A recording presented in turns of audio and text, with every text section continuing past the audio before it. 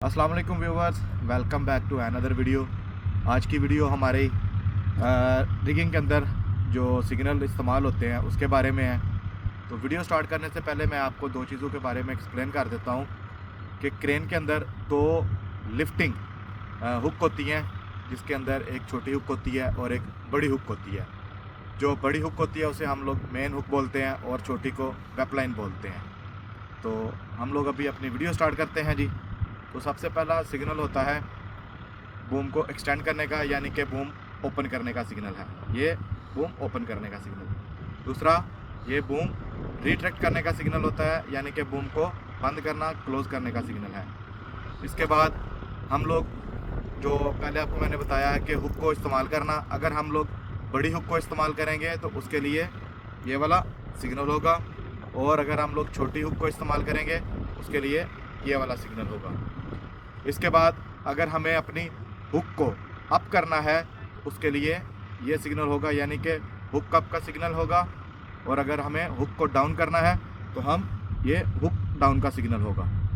इसके बाद हमारे बूम का सिग्नल आता है। अगर हमें बूम अप करना है तो ये वाला सिग्नल होगा, और अगर हमें बूम डाउन करना है तो हम लोग इसको ऐसे करेंगे तो ये बूम डाउन का सिग्नल है। इसके बाद एक और सिग्नल होता है जो एक टाइम में दो फंक्शन को परफॉर्म करता है, यानी कि क्रेन दो यानी कि चीज़ों को उस टाइम काम कर रही होती है। वो यानी कि बूम अप और वायर डाउन यानी कि हुक डाउन का सिग्नल होता है ये वाला, और इसको दूसरा बूम डाउन और वायर अप का सिग्नल होता है। इसके बाद अगर किसी भी सिग्नल के ऊपर या नीचे हमारा दूसरा हाथ आ जाता है, जैसे कि ये वाला यानी कि स्लोली हुक अप करने का, यानी कि स्लो करने के लिए ये ऊपर जो हाथ आता है इसको स्लो का बोला जाता है, ये स्लो अप का सिग्नल है। इसके बाद ये स्लो हुक डाउन का सिग्नल है। ठीक हो गया।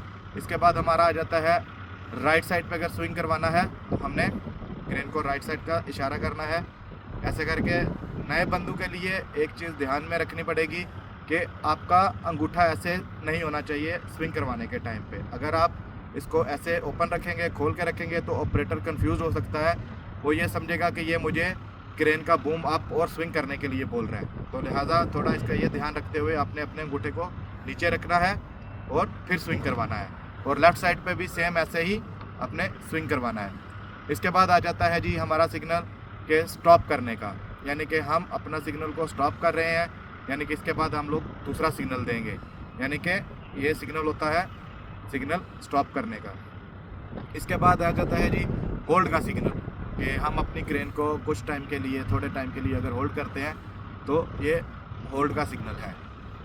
इसके बाद आ जाएगा जी इमरजेंसी स्टॉप आ जाएगा। इमरजेंसी यानी कि सबको पता होता है कि कोई भी मसला होता है, इमरजेंसी हो जाती है, तो उसके अंदर हम लोगों ने ये सिग्नल देना है इमरजेंसी स्टॉप का। तो अगर किसी भी भाई का कोई भी सवाल हो तो वो मुझे कमेंट करके पूछ सकते हैं। तो इंशाल्लाह नेक्स्ट और वीडियो के साथ आपसे मुलाकात होगी। तब तक के लिए अल्लाह हाफ़िज़।